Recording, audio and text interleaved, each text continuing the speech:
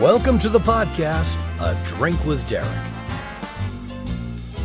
Follow comedian Derek Richards on Facebook, Twitter, and Instagram, and don't forget to subscribe to his YouTube channel and watch all episodes of the podcast.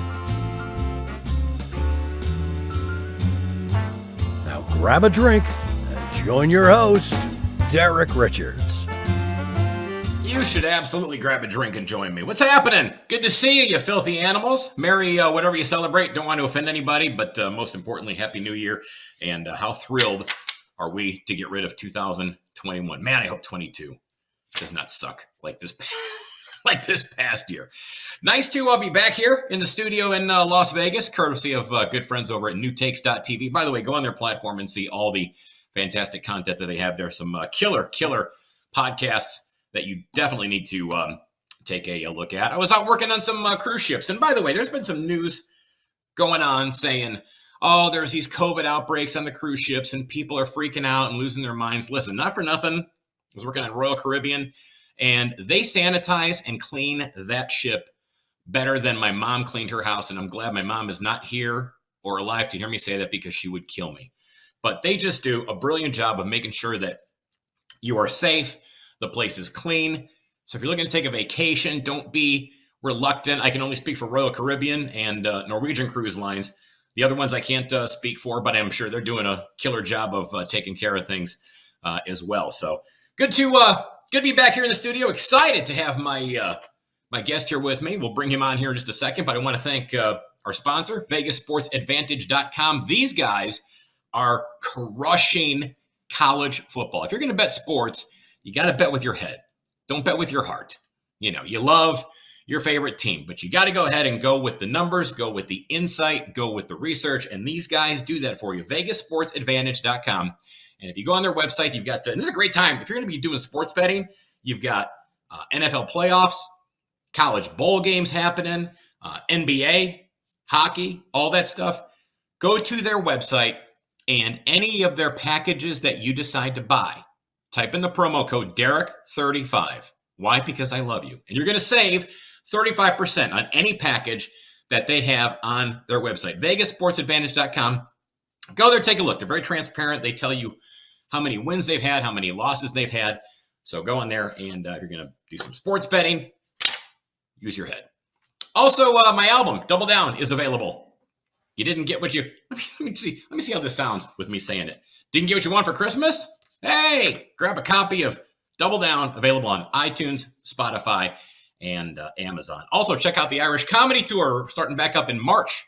We are going to be traveling to, Old Saybrook, Connecticut to start things off, Schenectady, New York, Peekskill, New York, going to be in Boston. There's all the dates. Port Charlotte, Florida, Easton, PA for St. Patrick's Day. TheIrishComedyTour.com. Also go on Amazon Prime and see our special, The Irish Comedy Tour, before you come out and see us. All right.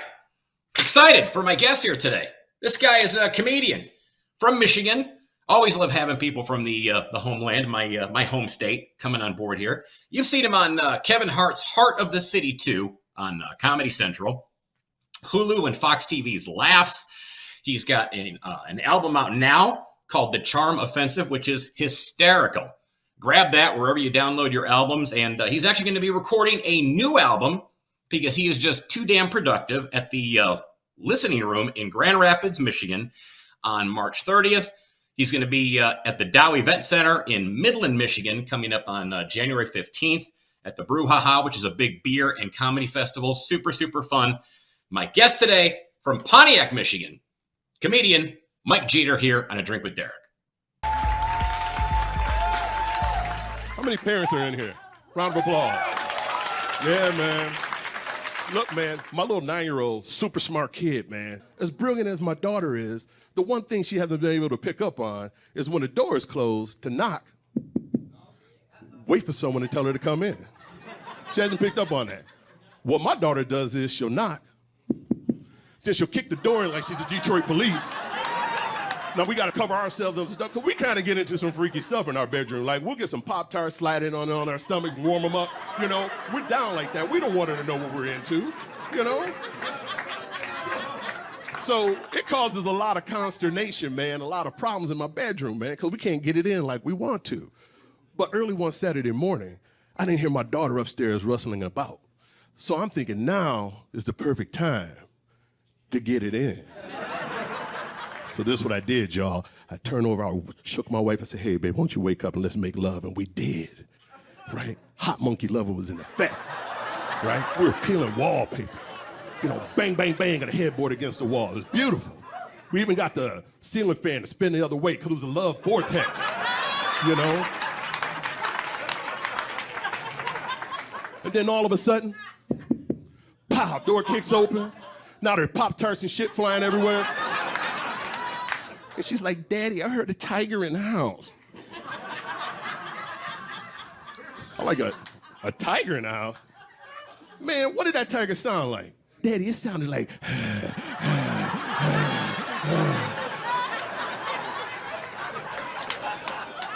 I was kind of feeling myself, to be honest, at that point. I was like, yeah, girl, you did hear a tiger in the house. But Daddy got that tiger by the tail. Daddy got that tiger good, so you don't need to worry about that tiger won't be back here anytime soon, right? And my daughter goes upstairs to watch cartoons, and I was like, cool, and I'm feeling myself. Like I said, I go to my wife, I say, hey, baby, you hear what she said? She said, it was a tiger in the house. A tiger, right? My wife goes, yeah, man, a tiger, right? You're the king of the jungle.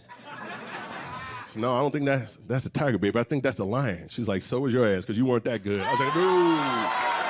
That's Mike Geeter. I appreciate y'all. God bless.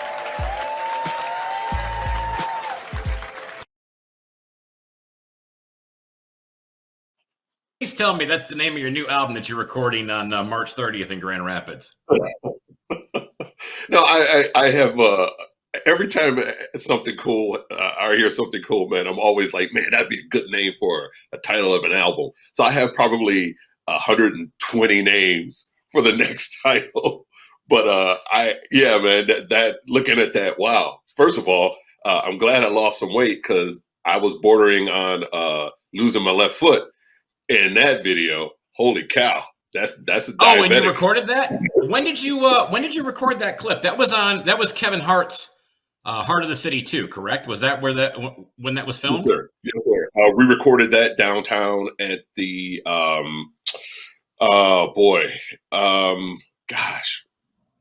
music hall. Okay. We recorded the music hall, and that was in 2016. 2016. Man, good for you. Yeah. You look fantastic. Good, great to see you again. Excited for all your success. You and I actually met at a bowling alley gig in K-Pac, Michigan. Yes, sir. Never forget that. Never forget that. I know, right? I came walking in there, and you were sitting up at the bar, and came walking over, sat down, and you and I just started talking, and just instantly hit it off, and it was just a great time. Great to catch up with you again here. That's why I love doing these podcasts and having friends on that I haven't seen. Nice seeing you, man. Yeah, always nice to talk to you. Oh, always a great time. Before we get into the discussion here, and lots to cover. You and I were talking yesterday a little bit, so I'm excited to crank up that conversation. But do a quick little. I always like to throw something different in here to kind of see who my guest is and kind of give the audience a feel for who the guest is. So I'm going to do some word association, all right? I'm going to throw something at you, all right? And then you just come back with the first word that comes to your head. You're a smart guy. You're sharp. You're quick. This will be super easy. Okay, here we go. You give me too much credit, man. I'm giving you all the credit in the world. Here we go. Word association. Just say what comes to your head. Detroit Lions. Cold. Kardashian. But. Buddy's Pizza. Delish. Hell yeah, it is. COVID. Tired. Okay. Marriage. I enjoy it. Enjoyable. Adult diapers. Futuristic. And Pontiac Silverdome. Legendary. Nah, And a lot I of was fun going in to that go. place. It is, it is. And you're in Pontiac right now. Pontiac's your hometown. Or now, are you in Yes, Pontiac sir. right now? I know you're from there. No, sir. At my home in Lansing. Okay, got you. But you are from Pontiac originally, and Yes, sir. I remember years and years ago. I mean, seeing so many games at the Pontiac Silverdome, seeing the Lions and watching Barry Sanders, and it was just, when you look at that, when you look at what it was back then, and then you look at it now, and you see just how horribly placed it was, just in the middle of nowhere, of I-75 and M59. People that aren't familiar with the Detroit area have no idea what we're talking about, but it's one of those stadiums that was built in that era where they just were looking for land. And that stadium did absolutely nothing to help out the city of Pontiac. People came up, went to the game, got in their car, took back off. It was right off the interstate. Now you have all the stadiums that are right smack dab downtown. And so I felt horrible for Pontiac not being able to reap really the benefits that I think they rightly deserved. Well, unfortunately, the Pontiac city government, they didn't do a very good job of getting tax revenue from it or utilizing it correctly. I mean, after the Lions left and it set stagnant, someone bought it for $150,000, tried to do let's bring some pro soccer team in. That didn't work out. And sold it to Amazon. Now there's a huge Amazon distribution center there, and it's the hottest corner in Oakland County. Yeah, it's strange to drive by there, man. It's sad. Because I remember the Cherry Bowl. My brother and I walking in the snowstorm to see Maryland, and I can't remember who they played, but Maryland was in there at the Cherry Bowl as like a 14 and 12-year-old kid in a snowstorm. We did that. Or seeing Barry Sanders break 2000 there and eating bear chili before the game and getting totally wasted. Those are memories, playing football there in high school. Those are memories. So it's kind of sad driving by it, but it beats a drive-in theater. I don't know what they were doing with that.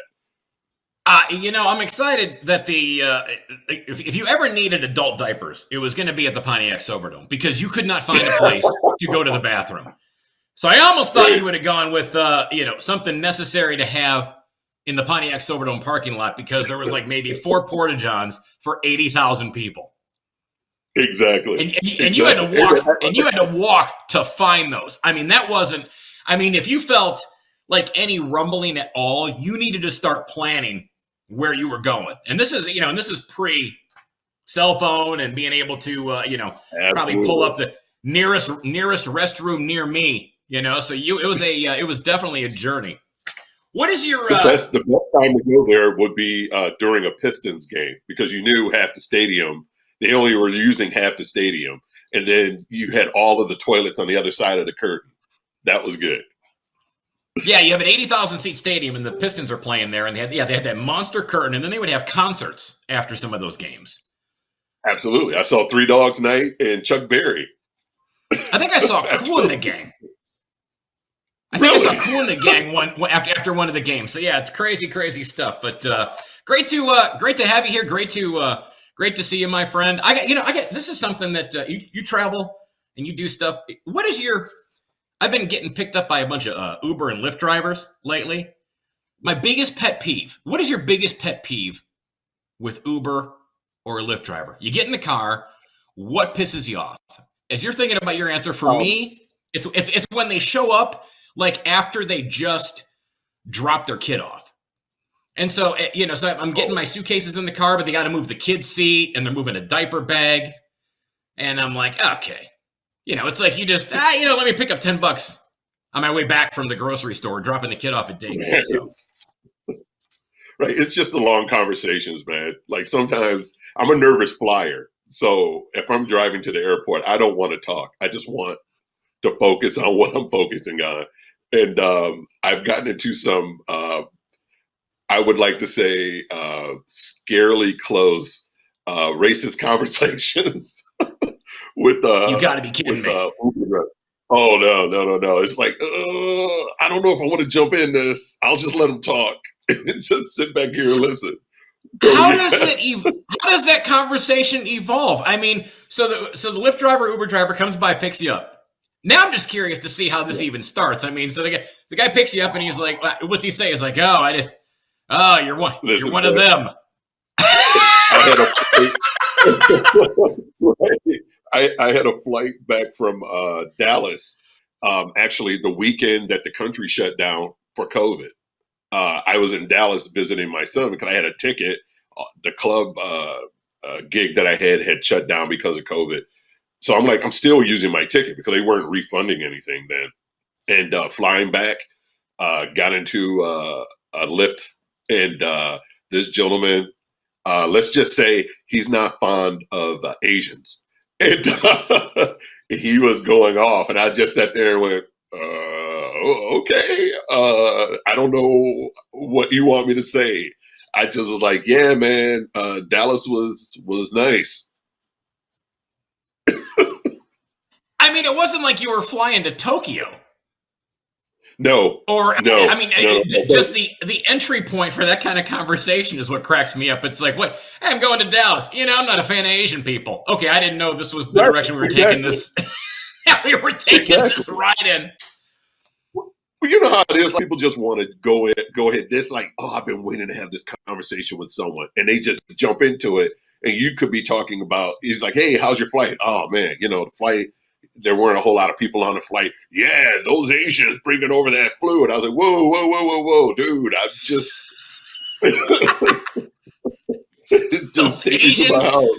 those Asians bringing over that flu. And it was. And you're getting in the car. You're just still brushing off Pop-Tart dust from you, bro. Yes. I just want to get home. I just want to get home to my girl, get this Pop-Tart action going on. And just go back to being king of the jungle. You grew up in a household with, I read this, 17 kids. Yeah. Were they all in the house?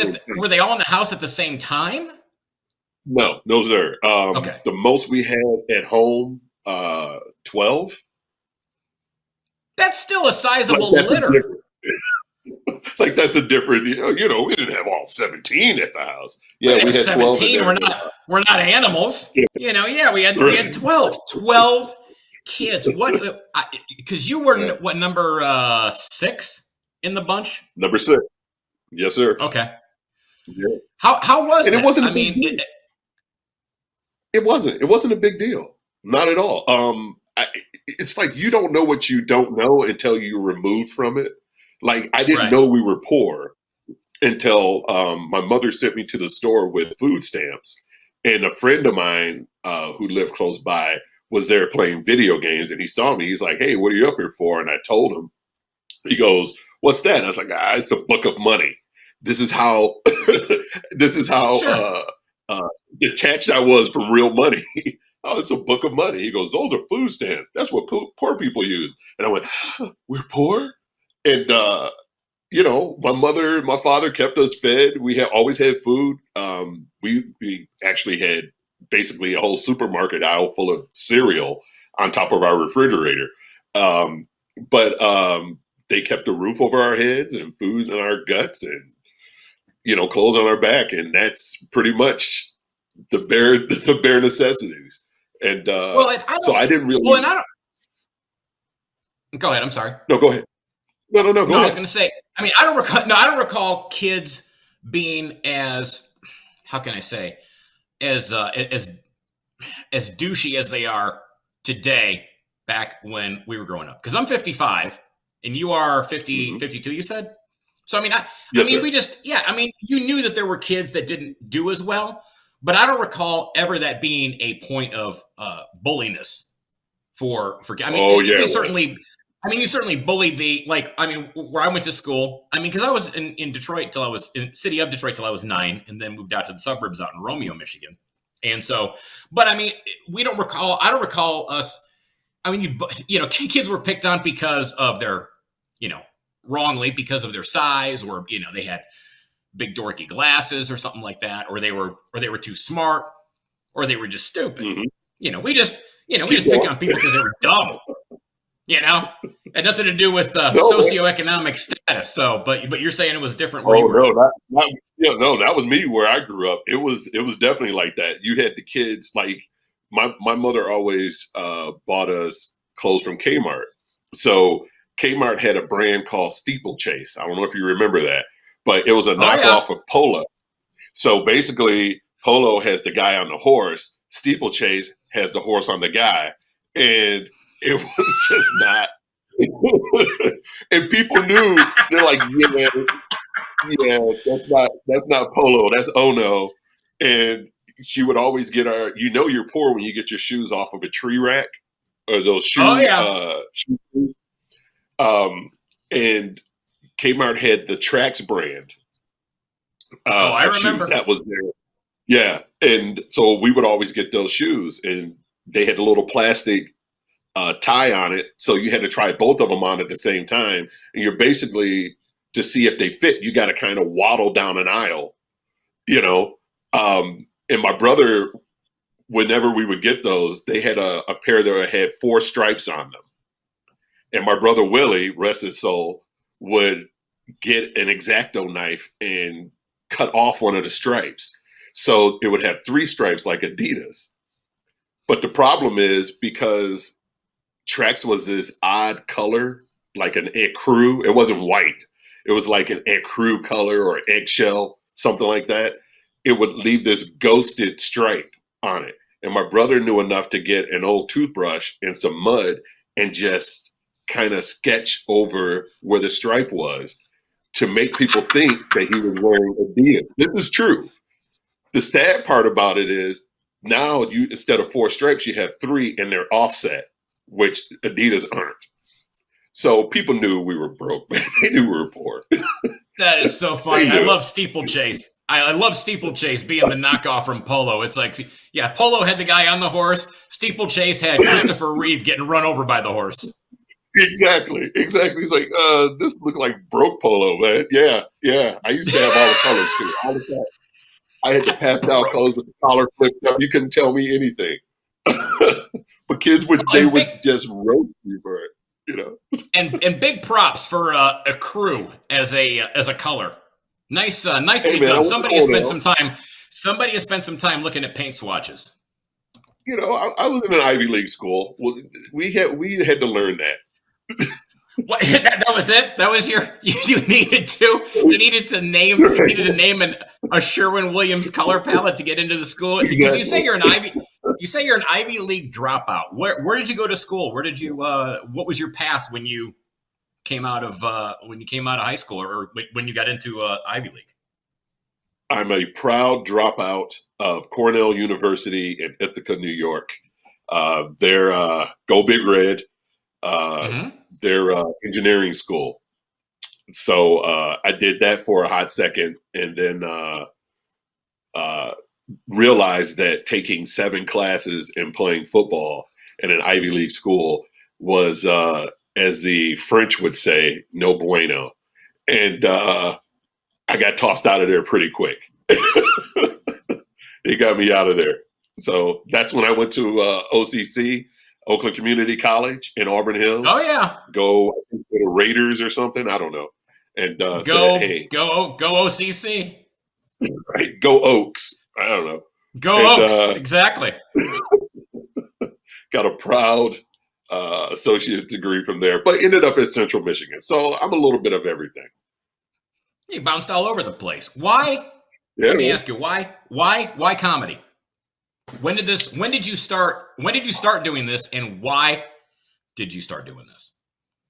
Well, I mean, everyone that does comedy at some point in their life realized that they were funny, you know, whether their friends or family told them and all. And, you know, I've always been a funny kid. And here's the thing. I used comedy when I was younger because I was extremely shy. And, Really? oh yeah. Still shy a little bit. And I used it to kind of break the ice with people. Cause I figured, you know, if I can get someone to laugh, then we would have something that we could share together, and it would make it easier for me to talk to them and so on. And I really, once I turned 13, I really took it up a notch. And now I'm the class clown, but my teacher will let me get away with it because, I'm a student. And my teachers would tell my parents, you need to get this kid into acting. He needs to be an entertainer. He's funny. And my dad would always say, nope, he's going to college. And I just never really, grasped onto it. And I had a kid at a young age and had to mature very fast and take care of my family, got married young, my first marriage. And I just kind of put it behind me, but I was always the funny guy. And I finished my degree at Central, and my ex-wife knows that I have to be into something. My brain is always spinning and thinking about, what I can do. And she said, hey, for my birthday, she's like, I got you comedy classes. And that was funny to me. So I'm like, to me, it's like either you're funny or you're not. But what the classes did was give me the impetus and the drive to really go after it. And I started when I was 42, and I haven't looked back. That's great. I think comedy classes are good. I don't think you can teach someone how to be funny, and people argue that. But I don't think you can teach them to be funny. I think you can teach structure. Say, okay, look, this is funny if it's done in this context. And I don't think there's any rules to comedy because, they say, hey, there's a rule of three. You do, punchline, and then boom, the big punchline. I think, right. There's stories that I've dragged out and added stuff to and thought about and added more stuff. And so, I think you need to know the rules before you can break them, I think is the old saying. I agree. With anything. 100%. I kind of use, and I tell people this all the time, I'm an engineer by day and comedian by night. So I have the whole Clark Kent Superman thing going on. And what I do is I use my engineering background to construct jokes. And to me, it's designing a joke. I can see in my head where I want to go with it. But then I go, well, okay, maybe that path is too easy. What's the opposite of that? And then I try to make it hard. And in some way, and somehow a story gets fleshed out. Because everything that I talk about on stage to some degree has some truth. Like with any joke, you add extras to it to extrapolate it and elongate it and all. And that to me is the art of storytelling. And I love to tell stories. And I've been blessed enough to watch people like, Bill Bushard and Norm. These are people that I studied because they were close to me. I could touch them and I could ask them questions. I don't really watch a whole lot of, comics on TV because I don't want to be influenced that way. I'd rather watch someone I know locally perform. And Norm Stoltz he's like a hero to me. So, yeah, man. Yeah. That's my story. No, he's a great guy. Both of those guys are great. Bill Bushart and also Norm Stoltz, both Michigan comedy staples for many, many years. And and Norm does just a brilliant job of weaving a tale that can go 15, 20 minutes long, and the audience is dying laughing. And the thing is, too, I think, with comedy also is when people say, well, so-and-so stealing somebody's joke. I'm like, listen, if you go ahead and you make a joke so signature to you that there's no way somebody can steal it, then that's all you can do. And I do a joke now. About being in the bathroom stall at the airport, and there was, because I'm not a fan of kids, but there was, a guy brought his kid into the stall next to me. Yeah, I know, exactly. At the end of the day, people are like, kids are amazing. No, they're not. They're a pain in the ass. They drain your bank account, and no, they're not fun at all. But so I'm in the stall, and this guy brings his kid into the stall next to me. And so, I hate being in a stall at an airport anyway. A public restroom, and I just can't stand it. Nobody does. But this kid's running around like a lunatic. And then out of nowhere, he sticks his head under the stall wall and looks up at me. He goes, "Hello." Ugh. And then pulls his head back like a turtle going back into its shell. And I'm like, I don't need you saying hello, and then I don't need you grading my junk from that angle looking up. So I've gotten into telling this story on stage because everybody can relate to something like that. But it was also something that, like you were saying about what you do, it's very signature to your experience and what you can bring to the stage from your personal stories. Absolutely. 'Cause we all have shared experiences. Everyone's dated, been in relationships, had kids, or been around kids, or had a crappy job. But I learned that it's my version of it. How interesting is that version? And to me, that's the cool part about comedy. It's like, yeah, we can all talk about the same things, but is my story interesting enough to make the crowd go, okay, we're going to ride with you and see where this goes? Because mine sometimes take a horrible turn, So that's the beauty of it. That's what I love about it, man. That's what I love about it. No, it's great to be able to do that stuff and to bring it in and take your life and some bad experience and make it funny for the masses. Let me ask you this: you're the name of the podcast is A Drink with Derek. What's your adult beverage of choice? Well, Derek, I am so vain that I have created my own drink. Did you know? I like to call it. Yes, I used to call it the Geeter Mule, but recently I have changed the name to something more marketable, and I call it the Funky Cold Mike Geeter. And what it is, the funky cold Mike Geeter. I'm writing this down. That's okay. What's in the funky cold Mike Geeter besides Rufinol? Well, first of all, I speak into the cup, so it has some sexiness in it. But no, it's basically. You gotta add sexy. Like your comedy, you gotta put your own personal touch on the drink. Okay, so you're talking to the ladies love it when I do it. Yeah, hell yeah, they do. I'm just saying, it's a mule. It's a Hendrix mule. That's it. Okay. It's a mule with Hendrix. So Hendrix, ginger beer, lime juice, the usual. But here's the twist: I put Luxardo cherries in it. You know what those are? No. Luxardo cherries are the real deep red, almost purplish, meaty cherries. They're very exact. They're a maraschino cherry, but it's not like the bright red ones that's in the formaldehyde and all of that. They're kind of rich. Formaldehyde. They're very rich and very expensive, man. Very expensive. But you get those, you crush those up, lime juice. Pour it in there, mix it up a little bit. Ginger beer, Hendrix, guaranteed panty dropper. Magic. Boom. Magic. Magic. Tell me about your Kevin Hart experience. How did that come to fruition? Well,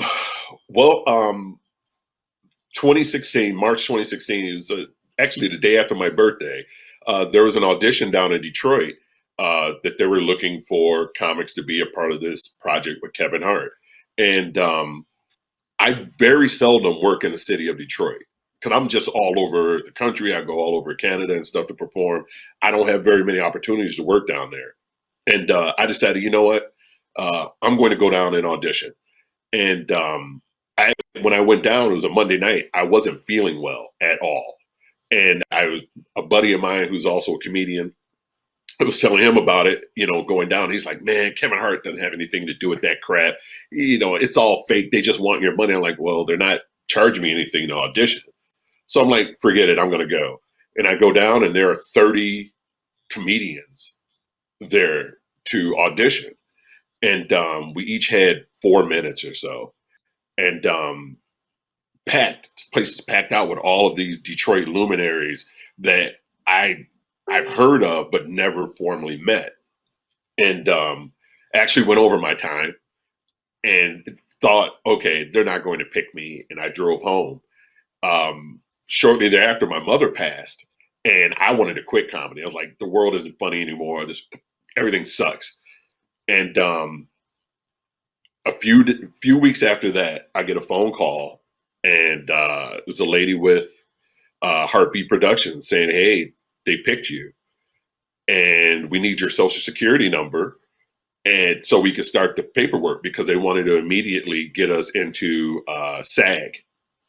And I'm like, I'm driving right now. I have to pull over and all. And I called Jeff Horst, who's local, who's out in LA now, and asked, because I'm like, if I made it, I know he made it. And for sure he made it. He's like, it's legit. Send him everything. And I sent my information over. And my daughter, who was, 9 at the time, was like, don't do it, Daddy. It's a scam, that she saw in 2020, which I don't know what a 9-year-old's watching 2020 for, but I sent it over anyway, and it was legit. It was legit. Yeah, they picked me. It was the most incredible experience. He was the coolest guy. It's one of those guys who's fully aware of who he is and the clout that he has. And he didn't put on he didn't introduce like, hey, I'm Kevin Hart. He came down and said, hey, we're going to have a good time. We're going to do this interview. Just enjoy it. And it's 2 days of my life I wish everyone on the planet could experience what we experienced. It was incredible. It was incredible. That's so cool.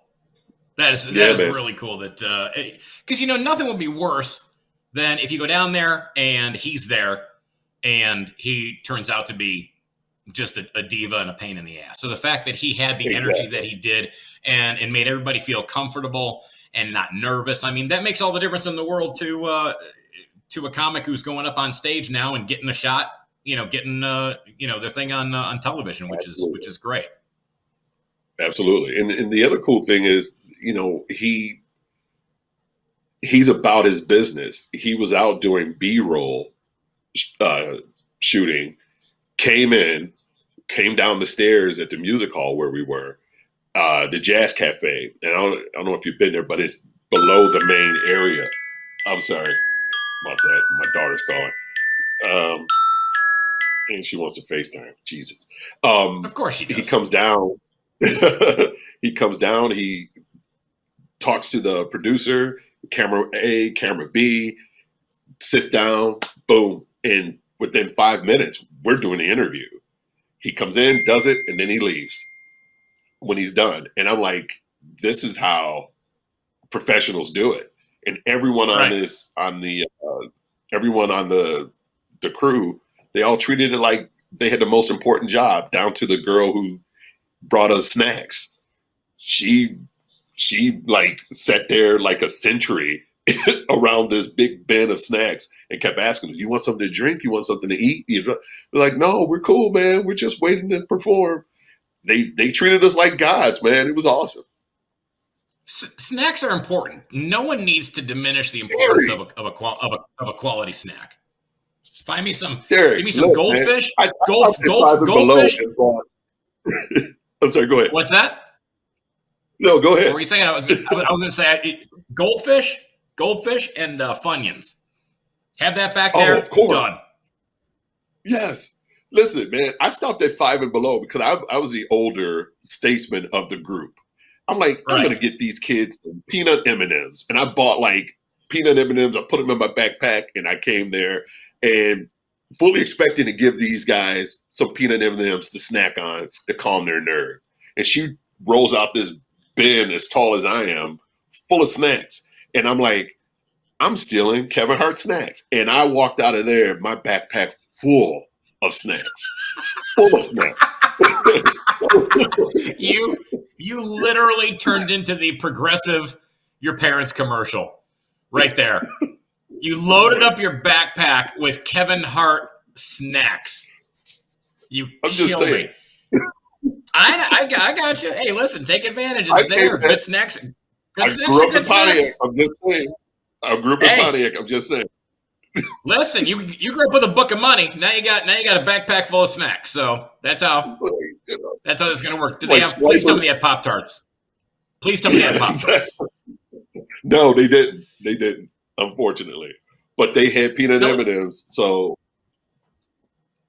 you hooked them up. So you were a good backup plan. If they didn't provide anything, you were there to go ahead and right, take care of them.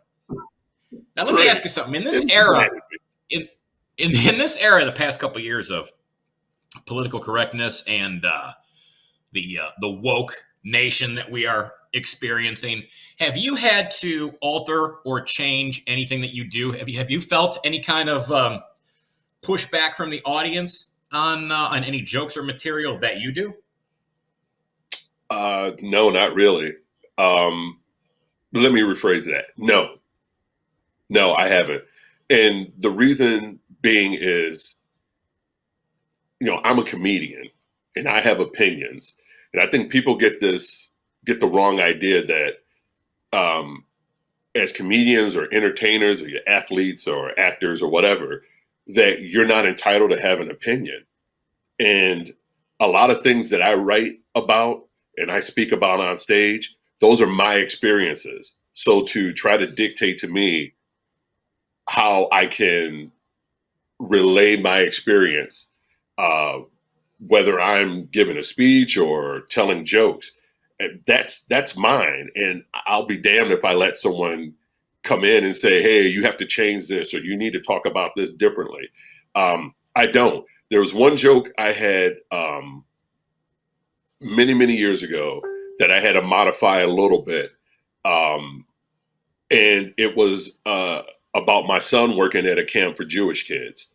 And I'm not even going to get into the joke right now, but I can when I hear camp and Jewish, I just exactly. let it sit there. Exactly. But here's the thing. Here's the thing, though. If the lady that had the problem with it went to a club owner to complain, now I had told this joke hundreds of times, and I've had Jewish people come up to me and say, "Hey, I went through that experience and never thought of it like that." But this particular person had an issue with the joke, and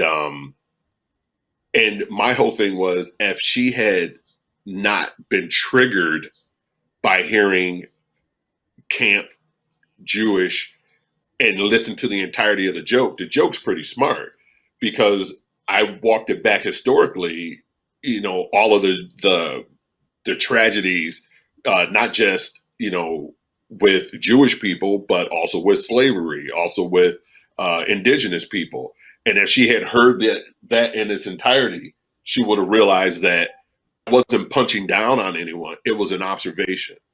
And this goes, this kind of, it rubs me raw that people feel that because a certain group gets hurt or a certain person is upset, that you have to throw out everything that person, that comedian talks about. I just I don't agree with it. We have a right to have our opinions. We have a right to speak about what we want to speak about.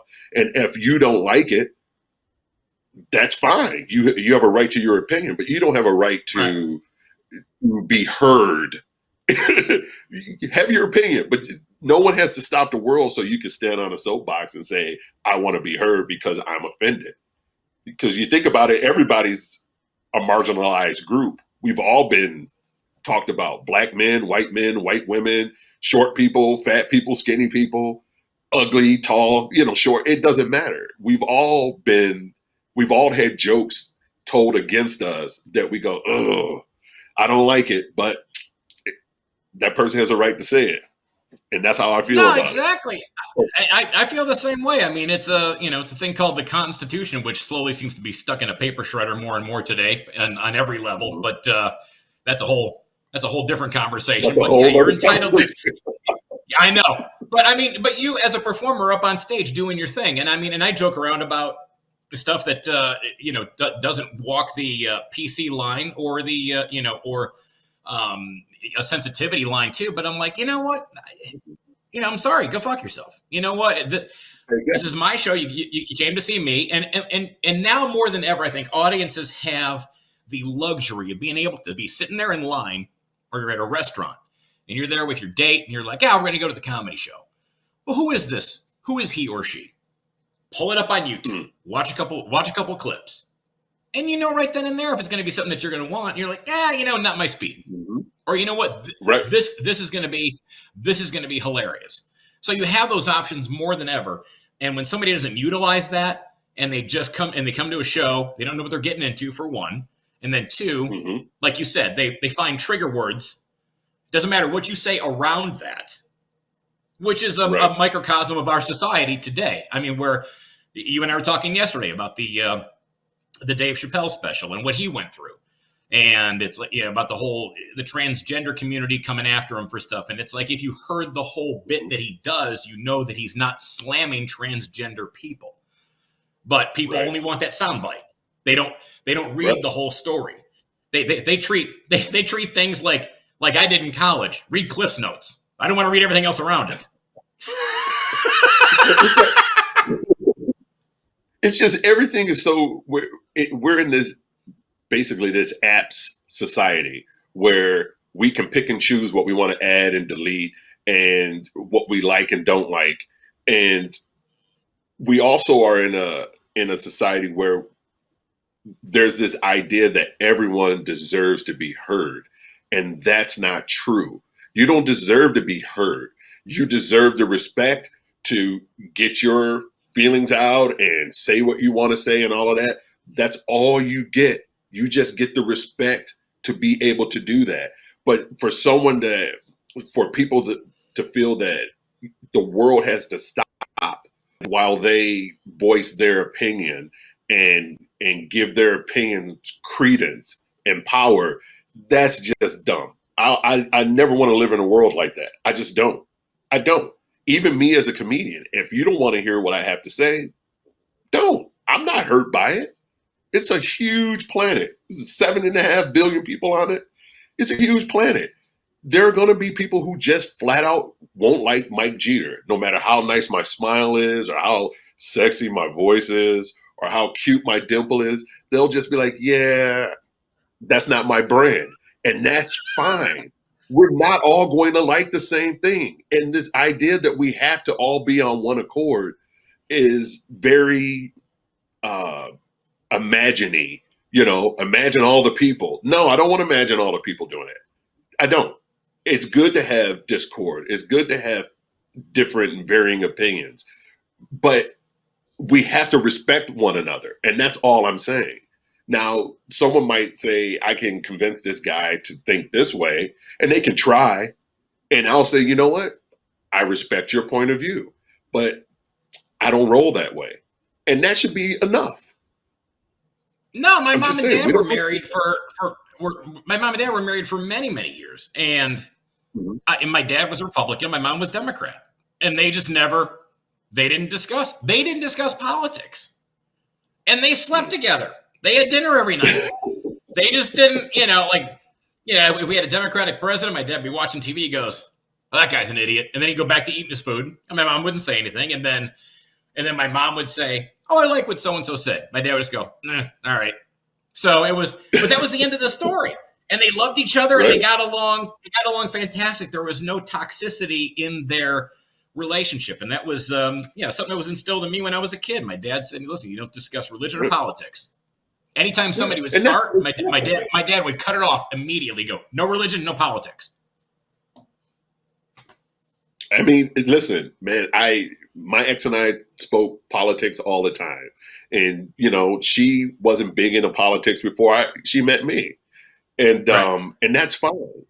And my whole thing was I wasn't trying to steer her to one side or the other. My whole thing is like, forget about the sides. Look at the person. Look at what they're about. Because what you'll come to find out is when it comes to politics, both sides kind of lousy. They're pretty lousy. No, I agree. I mean, because there's so many other reasons to hate people. Exactly.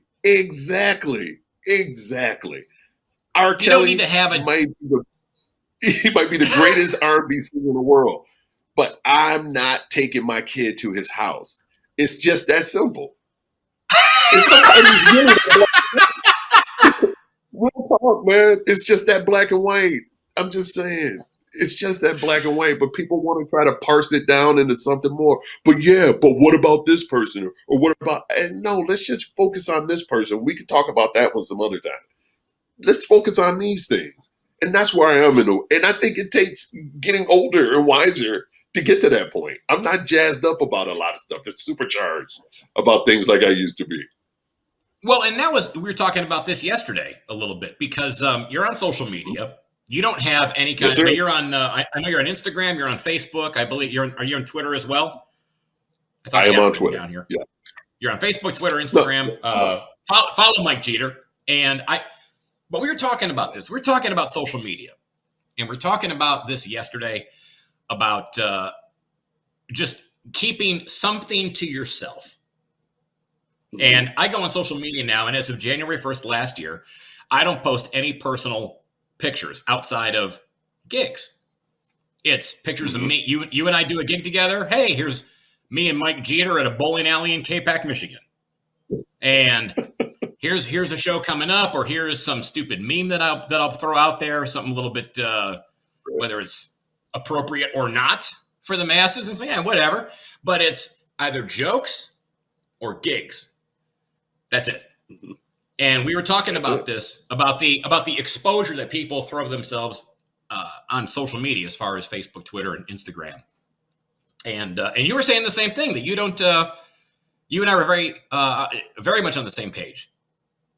Yeah, man. Yeah, I'm with you, man. I'm only on social media because of comedy. I was on Facebook since its inception. Because my older kids were on Facebook and I didn't understand what it was about. So I'm like, well, at least if I'm on there, I can monitor what it is. But I went years without being on Facebook, had an account. And when I started doing comedy, someone said, hey, you should be on Facebook. I didn't even remember I had an account. I'm like, oh, okay. And I just started adding videos and pictures and stuff. And, my ex and I, when we were first on it, we were like, okay, we don't want to put our daughter's picture on there. And she was very much against it. So whenever I would put my daughter on there, it would always be with us or with me. But even my relationship with my ex-wife, I never put her on Facebook. Like, I hardly had pictures of her on there because that I wanted to keep for me. I wanted to keep for us. It wasn't that I didn't want people to see her because she had her own account. But there was just something that I'm like, okay, people don't need to know what I'm eating. They don't need to know that I'm bowling with my family. They don't need to know I'm on vacation or we're just sharing time together, picking apples, whatever we did. The idea that every thing that I did had to be Facebook certified was kind of odd to me. It was weird to me. I don't need the approval of others to validate my life. I'm a pretty confident dude. I have a lot of friends, a lot of family members I love dearly. Those are the people that matter to me the most. Everyone else, quote unquote, friends. And I don't have 5,000 friends in my circle. No, I have nobody does. One very, very, very good friend. I have a few acquaintances, and everyone else are people that I know through my walk, on Facebook or doing comedy or engineering and all. I just wanted something to be mine, to be ours. So I refuse to put my personal life out there.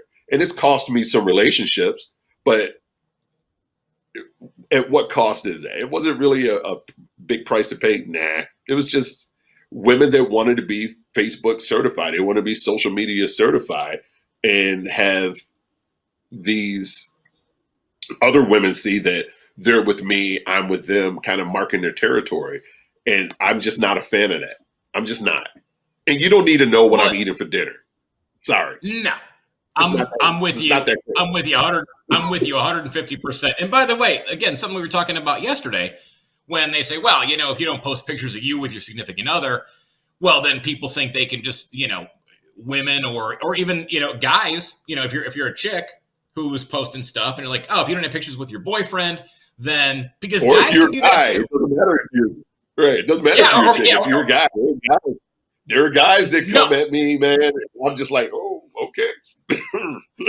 Well, I just look at everybody like what I don't want. Right. I'm sorry. Go ahead. No, I was gonna say it's because of that dimple and your great smile and your sexy voice that you talked about. This You is know, true. if you weren't in This is Lansing and I wasn't in Vegas, I'd take a run at you right now. And you know what? I would look at you like, wow, he's a very unattractive woman. I am not interested. Thank you. I'm not an Derek, attractive guy. I'm a way less attractive woman. But my response to anyone I don't want to be with is, hey, I do the artist hands. I appreciate it. Thank you so much. I'm honored. And just leave it at that. I don't have to say get out of here and dog people out or roast them. I'm just not interested. I'm just not. Yeah. And it's fine. And you know. And people as a rule, men or women, don't respect boundaries anyway. We were talking about that yesterday too. It's like I had a friend of mine, a comedian buddy from years and years ago. I'm not going to mention his name, but he went to a pawn shop, bought a wedding ring specifically to wear to the bar. And I go, yeah, man. I go, you're not married. He goes, no. He goes, I'm not married. He goes, this is a chick magnet. And this was years ago before I really understood what that meant. And I go, what are you talking about? He goes, listen, if some chick, and women are as bad as guys. Guys get this bad rap of being complete dogs. Women certainly have that in them as well. Exactly. And a woman will go after a dude. If she's just looking for a one-night stand, she goes, look, that guy's married.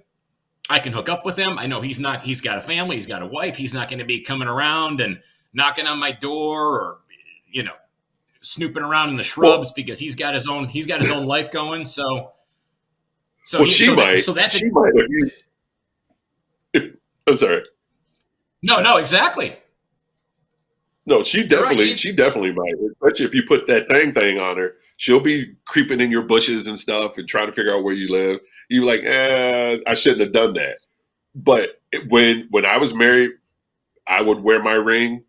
Women would take a run at me. They didn't care, especially if they were married, because they figured, oh, you have a lot to lose. I have a lot to lose, and that's basically it. If both of you have a lot to lose, women will come at you. They don't care. So the whole idea that men are the only ones that sneak around and do this, that, or the other. The difference is when a man does it, he's a dog. But when women do it, it's because they're not getting the love that they want at home. It's because sad of face. Yes. You know what? No that's what you got to do. That's what you got. It's sad face, Pop-Tart. Yes, exactly. Yeah, sad Those face, are the two. Pop-Tart, egg emoji, eggplant emoji. That's it. All three of those. If you could have a crying Pop-Tart, that's your new album cover right there. What is your holidays just passed us? Christmas, worst Christmas gift that you ever received? Oranges and walnuts. Oranges and walnuts? We were poor, man. Yes. We would always have families adopt us. And that's the funny thing. We would always be the family that people who wanted to feel better about their lives, that they would adopt until they realized how many kids were in the damn family. And then they were like, oh, shit, we won't have a Christmas because we're buying all of these little people, these black folks. And so, yeah, we never got what we wanted. We always got underwear. We always got what we needed. Yeah. Underwear and tough skins. Oh, God. Oranges and walnuts. What are you, Amish? Yeah. So that beard isn't... That beard isn't a sign of distinguished nature. It's you honoring your Mennonite background. You know what's up, Mennonite? Mennonite. I got to give the down. It's your Mennonite. Your Mennonite gang symbol. Oranges and walnuts. That's got to top it. What might be what music? Oranges and walnuts. That's it. Just you in a little Amish garb holding a basket. Sitting Yeah. like Oh no. this. Yeah. Even better. Even better. You're just sitting there like this, just sad, and then like a crying Pop-Tart, and then a little pile of walnuts and oranges.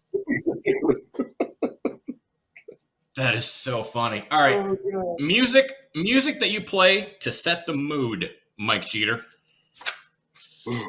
God. Sade, all day, every day. Uh-huh. That's a Yeah. winner. And I'm a little I was vague. good. I'm a little vague.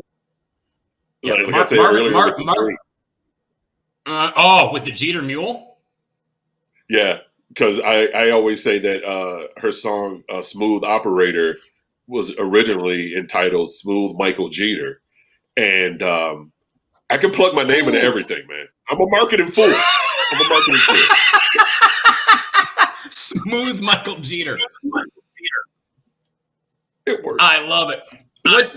Yeah, Sade. I got to go with Marvin Gaye, Barry White. Those are also Al Green, classic, Yes.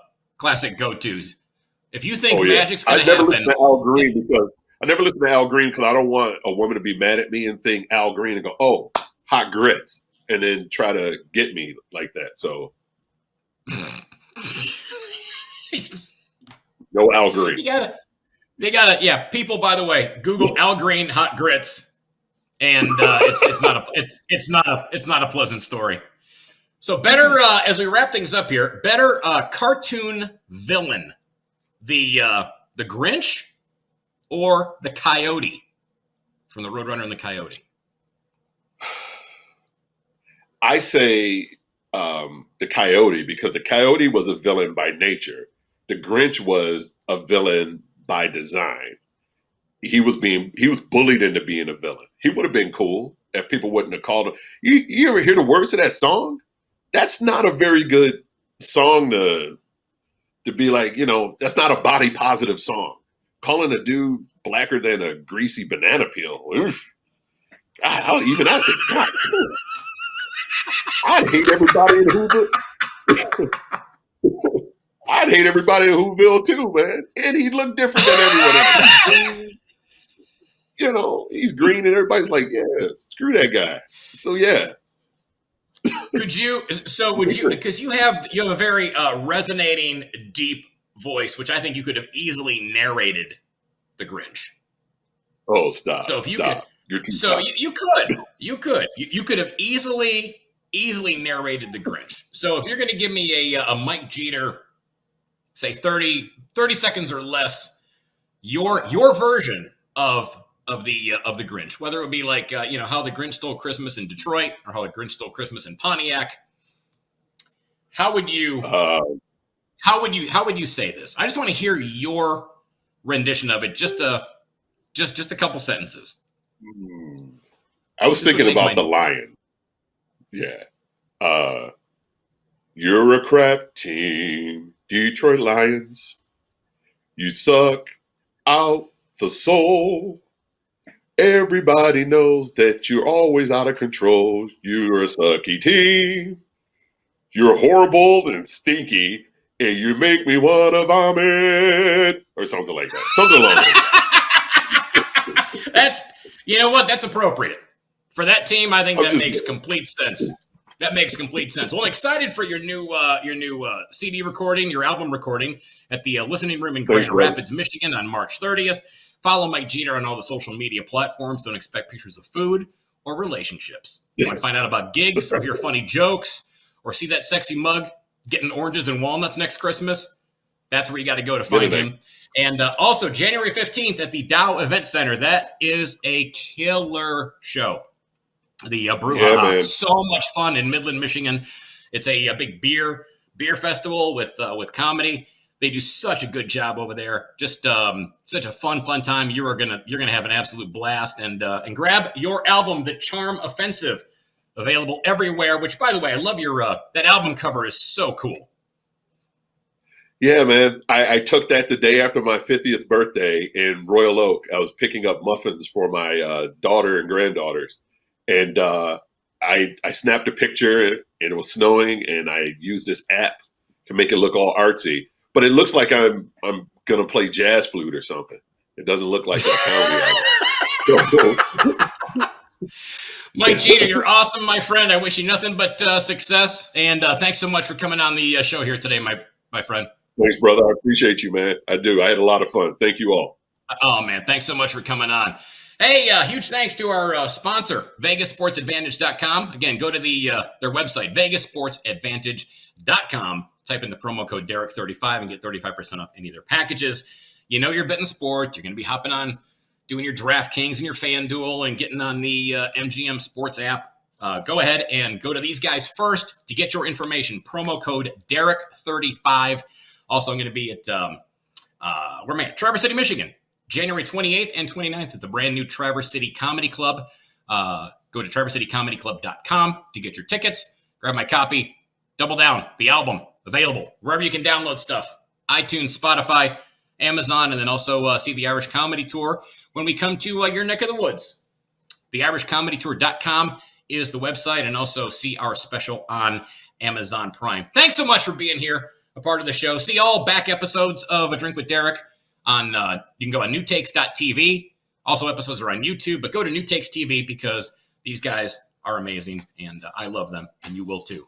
Thanks again. Happy New Year. See you soon.